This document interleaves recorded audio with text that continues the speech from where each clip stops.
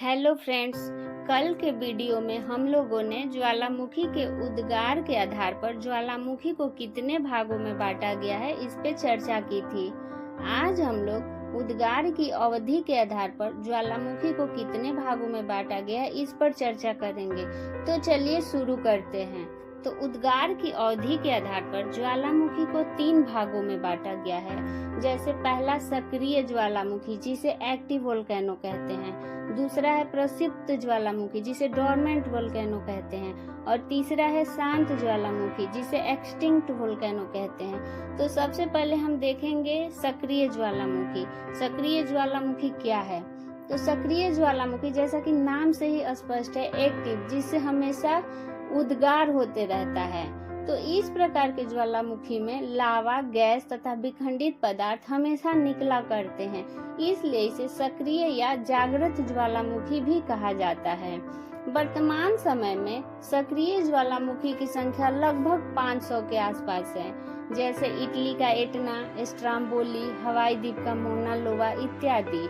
Stromboli ज्वालामुखी भूमध्य सागर में Sicily के नॉर्थ में लिपारी द्वीप पर स्थित है, जिससे हमेशा प्रज्वलित गैसें निकलते रहती है तथा उसके आसपास का भाग प्रकाशमान रहता है। इसलिए इस ज्वालामुखी को भूमध्य सागर का प्रकाश स्तंभ या लाइट हाउस कहा जाता है। विश्व में सबसे ऊंचा सक्रिय ज्वालामुखी साउथ अमेरिका में स्थित कोटोपैक्सी है। दूसरा है फ्रेंड्स प्रक्षुब्ध ज्वालामुखी जिसे डोरमेंट वोल्केनो कहते हैं। इस प्रकार के ज्वालामुखी उद्गार के बाद एकदम शांत पड़ जाते हैं तथा इसमें उद्गार के कोई लक्षण नहीं दिखाई देते, पर उनमें अचानक से विस्फोट या शांत उद्गार होने लगता है, जिससे कि काफी नुकसान होता है, जन धन की हानि होती है। जैसे नींद के समय आदमी कभी भी जाग सकता है, उसी तरह इस ज्वालामुखी में कभी भी उद्गार हो सकता है। जैसे इटली का विसुवियस, इंडोनेशिया का क्राकातोआ तथा जापान का फ्यूजियामा इत्यादि प्रक्षुब्ध ज्वालामुखी है। तीसरा है शांत ज्वालामुखी, एक्सटिंक्ट वोल्केनो। जब ज्वालामुखी का उद्गार पूरी तरह समाप्त हो जाता है तथा उसके मुख में जल भर जाता है एवं उससे झीलों का निर्माण हो जाता है, तब उस ज्वालामुखी में उद्गार की समस्या नहीं रहती है।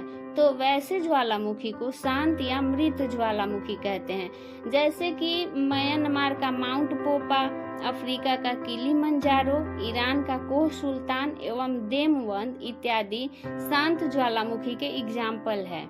तो फ्रेंड्स, ये था हमारा तीनों प्रकार उद्गार की अवधि के आधार पर।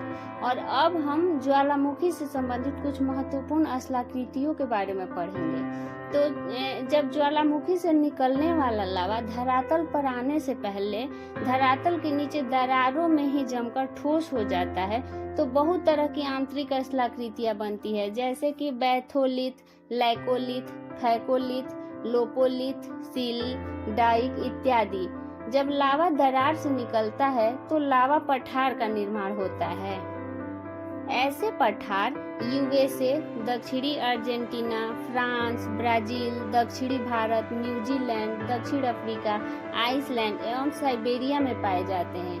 केंद्रीय विस्फोट से भी बहुत सारी स्थलाकृतियों का निर्माण होता है, जैसे सिंडर शंकु, अम्लीय शंकु, सील्ड शंकु, शंकु में शंकु, मिश्रित शंकु, परिपोषित शंकु, क्रेटर एवं काल्डेरा इत्यादि।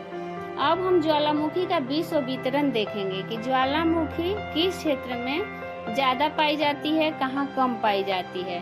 तो ज्वालामुखी का विश्व में वितरण एक निश्चित क्रम में पाया जाता है। सबसे पहले सबसे ज्यादा ज्वालामुखी लगभग 2/3 प्रशांत महासागर पैसिफिक ओशन में पाए जाते हैं तथा कुछ नवीन मोरदार पर्वतों के क्षेत्र में पाए जाते हैं, हिमालय को छोड़कर, और गहरे सागरों में भ्रंश घाटी में भी पाए जाते हैं। जैसे पहला हो गया परिप्रशांत मेखला, इसे प्रशांत महासागर का अग्नि मेखला कहते हैं।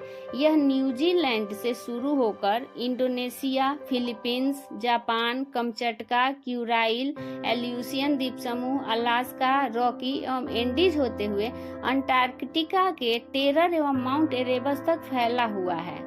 दूसरा है मध्य महाद्वीपीय पेटी। यह पेटी केनारी द्वीप के निकट से लेकर इंडोनेशिया तक फैला हुआ है। इसके बाद परिप्रशांत पेटी में मिल जाता है। तीसरा है अफ्रीका का भ्रंश घाटी क्षेत्र। इसमें माउंट किनिया और किलिमंजारो इस क्षेत्र के महत्वपूर्ण मृत ज्वालामुखी है। चौथा हो जाता है मध्य अटलांटिक मेखला। आइसलैंड, एजोर्स तथा सेंट हेलेना इसके उदाहरण हैं। पांचवा है अंतरा प्लेट ज्वालामुखी। इस प्रकार के ज्वालामुखी की उत्पत्ति का कारण हॉट स्पॉट माना जाता है। गर्म स्थल मेंटल में गर्म पदार्थों के द्रव्य जेट को प्रदर्शित करते हैं, जहां से गर्म मैग्मा तेजी से ऊपर आते हैं, जैसे कि हवाई द्वीप।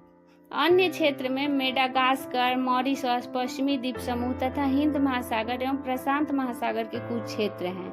तो फ्रेंड्स, आज का हमारा वीडियो कैसा लगा हमें ज़रूर बताएं और हमारे वीडियो को लाइक करें, हमारे चैनल को सब्सक्राइब करें। Thank you.